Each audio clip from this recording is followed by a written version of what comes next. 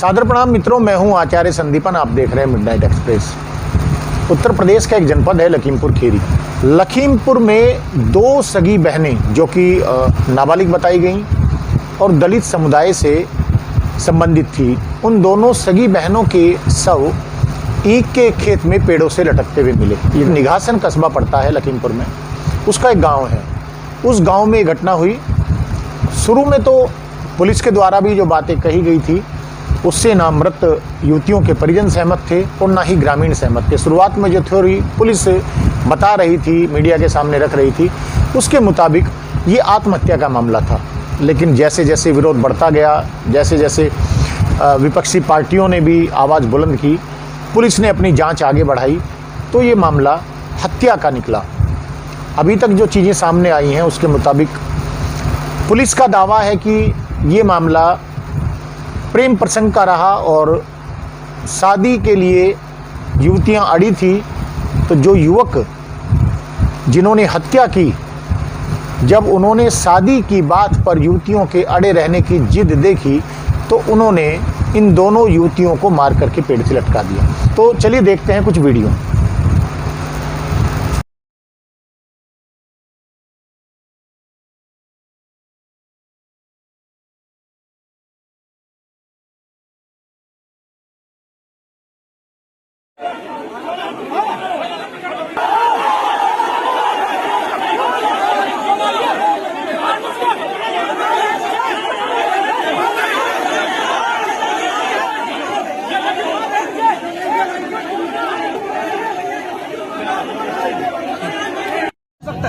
क्या आप नियम कानून भी छेक देंगे पूरा और उसके बाद अब सही काम भी नहीं होने देंगे? कंट्रोल होगा, मैं जो आपकी होगी, आप ग्राम प्रधान नहीं सर, कहता हूँ अपना तरीका है।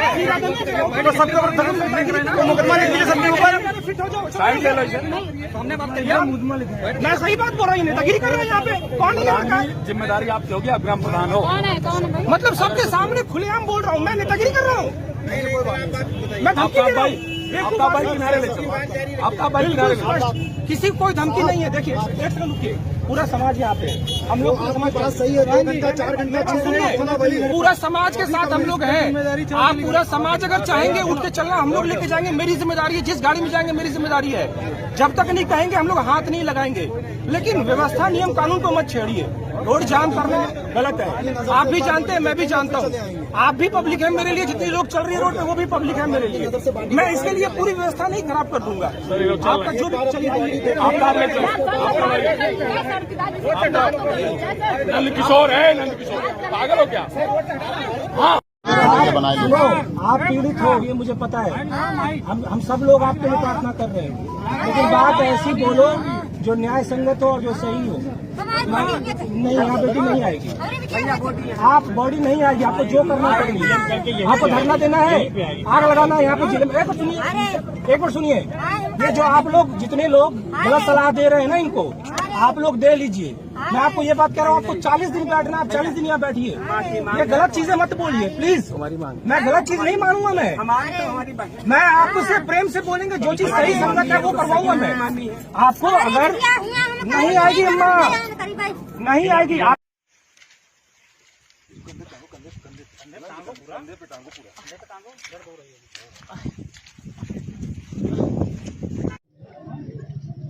गांव के बाहर एक खेत में पेड़ से लटकी हुई 2 बच्चियों के शव प्राप्त हुए थे।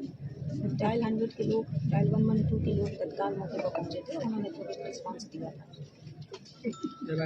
प्राइमा फेसी दोनों बच्चियां अपनी दुपट्टे से हैंगिंग अवस्था में पाई गई हैं।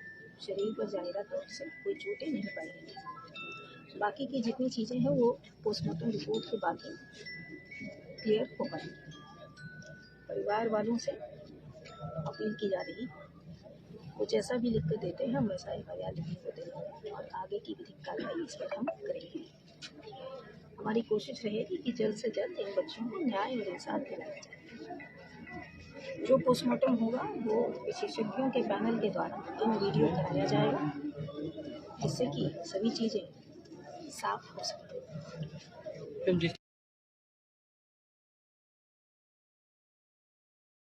आपने देखा विरोध प्रदर्शन हुए, मौके पर जनपद के पुलिस कप्तान भी पहुंचे आईजी रेंज लक्ष्मी सिंह भी पहुंची। आपने देखा है लखीमपुर में जो कुछ हुआ, कहीं ना कहीं शुरुआत में पुलिस के द्वारा इसमें लीपापोती की कोशिश की गई। पुलिस के मुताबिक ये जो दोनों लड़कियां हैं जिनकी हत्या की गई, ये दोनों लड़कियां मुस्लिम समुदाय के युवकों से प्रेम करती थी। पुलिस एक चीज और कह रही है लखीमपुर के इस मामले में, ध्यान से सुनिएगा मेरी बात को। पुलिस का ये कहना है कि जुनैद और सुहेल के बुलावे पर ही दोनों बहनें बुधवार की दोपहर बाद घर से निकली थी। देखिए, पुलिस कह रही है कि वो जुनैद और सुहेल के बुलाने पर निकली थी, यानी कि अपनी मर्जी से गई थी वो खेत में। लेकिन वहीं जो उन युवतियों के, मृतक युवतियों के परिजन हैं, उनका कहना है कि उन दोनों का अपहरण हुआ था। और जो एफआईआर दर्ज हुई है, हम आपको बता दें, उस एफआईआर में अपहरण का कहीं भी जिक्र नहीं है। खैर, ये सारी चीज़ें जांच का विषय हैं। जो पुलिस की थ्योरी है वो हम आपको अभी बता रहे हैं, पुलिस की थ्योरी पर हम बात कर रहे हैं। पुलिस का ये भी कहना है कि ग्रामीणों से जो पूछताछ हुई है उसके मुताबिक ये जो दोनों बहनें थीं, ये जुनैद और सुहेल, ये देखिए इसमें जो 6 लोग हैं, इसमें छोटू है साजिशकर्ता उन लड़कियों को, युवतियों को जुनैद और सुहेल से मिलवाने का। और बाकी जो 3 लोग हैं वो इसमें अभियुक्त हैं।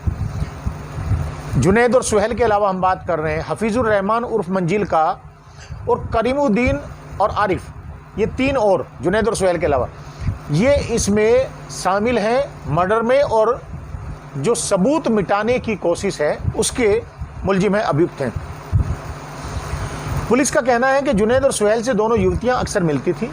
घटना के वक्त भी ये दोनों तय जगह पर मिलने के लिए गई थी, जुनैद और सुहेल से।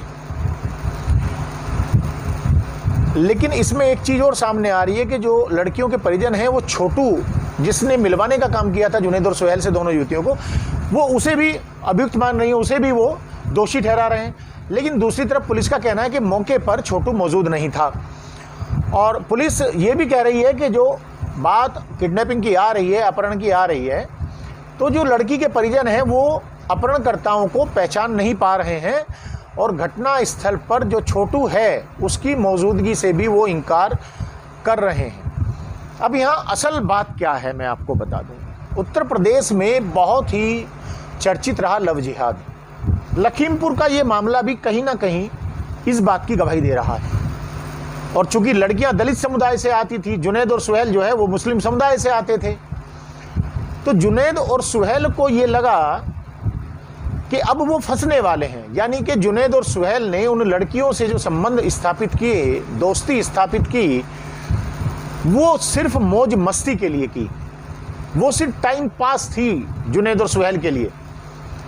तो जब लगा कि वो लड़कियां जिद पर अड़ गई हैं, वो शादी किए बिना नहीं मानेंगी और ये मामला समाज में खुल जाएगा, तो जुनैद और सुहेल को उन लड़कियों की हत्या करना ही एक रास्ता नज़र आया कि इस तरीके से वो समाज में अपनी बदनामी को या फिर उनके साथ अपनी दोस्ती को, संबंधों को छिपा सकते हैं। और ये मैं स्पष्ट रूप से मानता हूं कि लव जिहाद का ही एक रूप है। पुलिस कह रही है कि साहब हमने जो आत्महत्या की बात की थी दोनों लड़कियों की, वो आधिकारिक वर्जन नहीं था, यानी कि वो अधिकृत वर्जन नहीं था, ऑथेंटिक वर्जन नहीं था। मौके पर जो घटना को देखने के बाद, घटना स्थल को देखने के बाद मौके पर जो लगा, उसके आधार पर ये बात कही गई थी, और पोस्टमार्टम रिपोर्ट के आधार पर कार्रवाई की बात भी पुलिस ने की थी। ये पुलिस का कहना है, उच्चाधिकारियों का कहना है। और उन दोनों बच्चियों के साथ रेप किया गया उनकी हत्या करने से पहले, और इसके बाद उनको गला दबा करके उनकी हत्या कर दी गई, उनका मर्डर कर दिया गया। और उसके बाद जो है उनको खैर का जो पेड़ था, खैर एक लकड़ी होती है, उसके पेड़ से उन्हें लटका दिया गया। संजीव सुमन का ये कहना है कि अब सुसंगत धाराओं में मुकदमा दर्ज किया गया, उसके आधार पर कार्रवाई की जा रही है। कहीं ना कहीं पुलिस की जो कार्रवाई, आरंभिक कार्रवाई की हम बात करें, वो इसमें विवादास्पद रही है। पुलिस ने शुरुआत में ऐसा लगा कि अपना पल्ला झाड़ने की कोशिश की थी इस मामले से, तो पोक्सो के साथ साथ पुलिस ने SC/ST एक्ट भी लगाया है।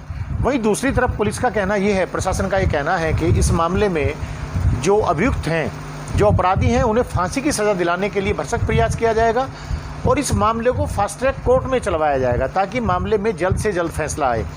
वहीं दूसरी तरफ प्रशासन की तरफ से जो जानकारी उपलब्ध कराई गई है उसके मुताबिक जो मुआवजा राशि की घोषणा की गई प्रदेश सरकार के द्वारा, उसकी पहली किस्त 16 लाख रुपए यानी कि 8-8 लाख रुपए जो मृतक युवतियां हैं उनकी जो मां है उसके खाते में शुक्रवार तक भेजे जाने की हमें जानकारी मिली है।